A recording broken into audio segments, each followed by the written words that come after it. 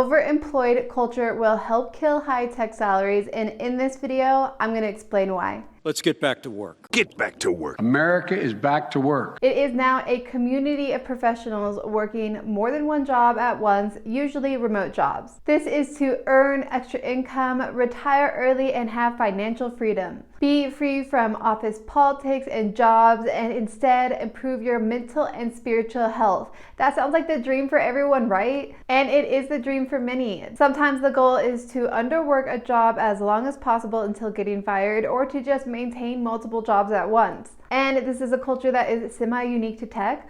Why? Well, there's three main factors: remote work, tech talent gaps, and tech stock equity packages. Tech has been remote for decades, long before COVID. Originally, it was used for people who had personality problems but performed well at work. Well, let's put them remote so they don't bother the team. Then it became a perk of high-level executives, mothers, or those with family overseas. And now it has become a standard perk for a lot of companies thanks to COVID. So it allows people to have multiple computers at their desk set up at once. The employer would never know. The video always looks like it's facing from one desk. Secondly is that tech talent gap. Tech is the newest human evolution in industry. So of course it's going to go from having no one that is talented in the market to work in tech to increasing over time. But it takes decades for the general population to get that new skill set and keep it updated as that new skill set keeps growing so quickly. With a tech talent deficit, the talent holds all the power in negotiating jobs. For example, tech leads the way in the work balance revolution. If an engineer is one of only 10,000 people in the world that can do what they can do, well, then they're able to negotiate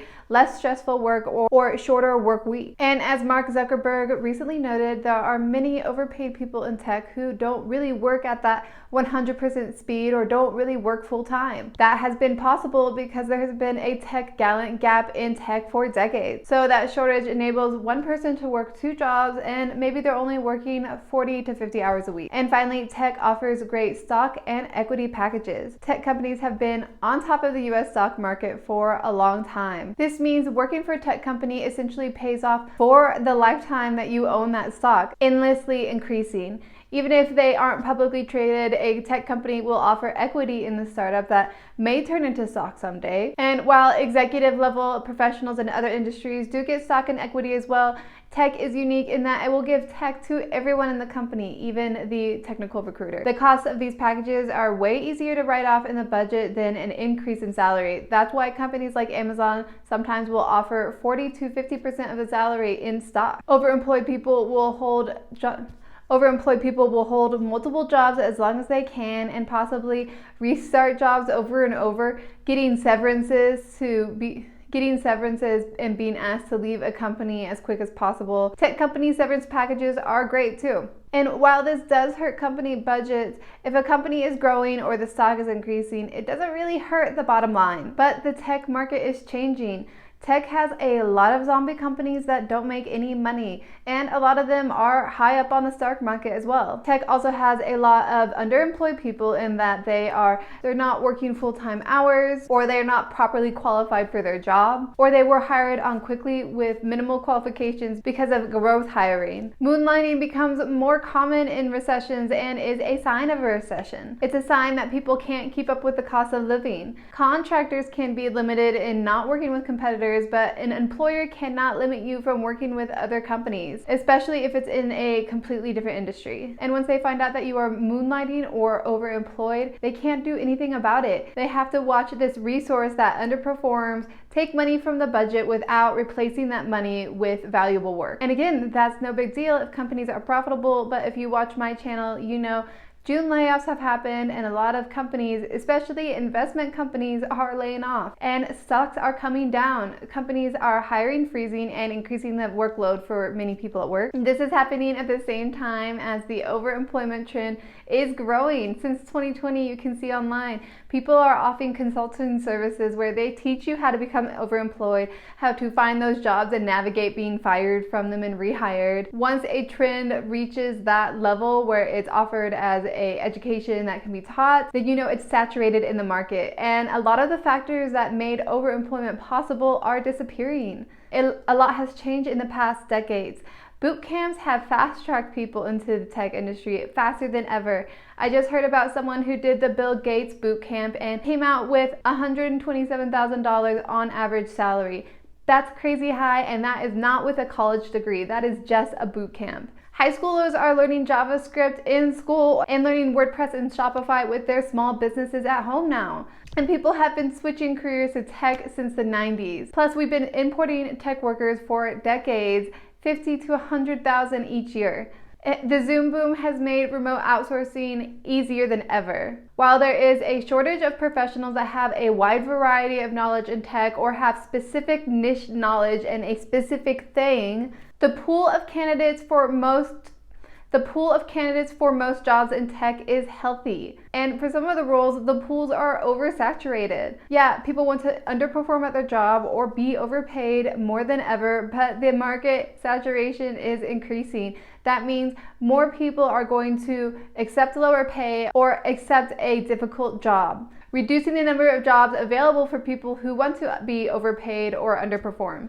And generally speaking, tech salaries are not keeping up with inflation. While they are increasing faster than almost every other industry, most months since November 2021 have seen a decrease in tech salaries or a small nominal gain. Job openings for entry-level tech workers in April 2022, 29,500. That dropped to 24,000 in May 2022. And now in June, we have 18,000 job openings for entry-level workers in tech. That faces an average of 60,000 new computer science grads a year, plus about 80,000 people with new H-1B visas hitting the market. While job openings have been increasing, a lot of those job openings are recruiter spam. The number of jobs being filled in tech has been on a decline since April 2021. This is happening during a time where 62% of people in tech say they are considering a new job. What will happen to overemployment? Well, it will likely keep growing as a trend, but it'll also put people out of work. So either the overemployed will become truly overemployed, working 80 to 90 hours a week, or they will struggle to get the multiple jobs they want.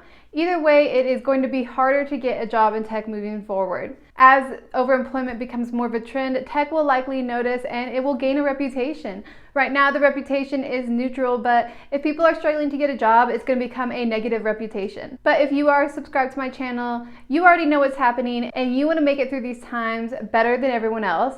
If you want to get a new job right now that has a higher salary, I have a few tips. One, if you are employed now, try to get a raise at your job. There is a chance that you are on the chopping block for layoffs already. So if you are underperforming, well, it's time to pump up the volume and try to beat your goals. This is old school advice, but I promise every company will suddenly turn old school once their pocketbooks start to hurt. You can even ask management if there's ways to increase your job security. Try to learn new skills or work on a personality issue if you heard you are difficult to work with. If you really want to get a new job, then build a reputation that's both with your coworkers and people in the industry. Yes, you have references on your resume, but I want so many people to know that you're good at your job that I can backdoor reference you and still get a good reference. Try to build a reputation online with a YouTube channel. Build up your GitHub or Stack Overflow. Maybe if you're going back to school, you have your project online, but in general, increase the internet's awareness of your existence in your industry. And 3, be vocal about your salary expectations. It's really easy to waste your time talking to people who can't meet your salary expectations if they are slightly above market. So don't be afraid to talk about them when you are first messaging or emailing companies about a job. Also, learn how to know that they're going to undershoot you on salary. Most companies should be upfront that they can't pay your salary, or if your salary is not within the budgeted range. But if they aren't and they are vague, look for any signs that they may try to undershoot you on salary.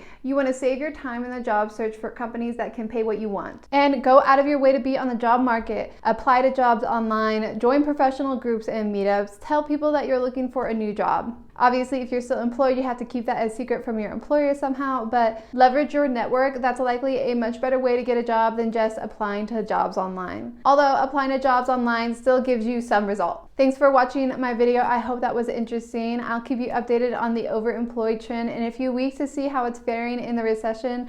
Is it a recession? They still won't say it, and I think that's because it might be a bit bigger than a recession. Thanks for watching my channel and subscribing. I have videos coming out every Monday through Friday. I try to post them in the morning, but this one's a little late. Let me know what you think down in the comments below, and please let me know if I'm wrong or right. Come back to this video later and see if my predictions are true, and I'll see you guys in the next one.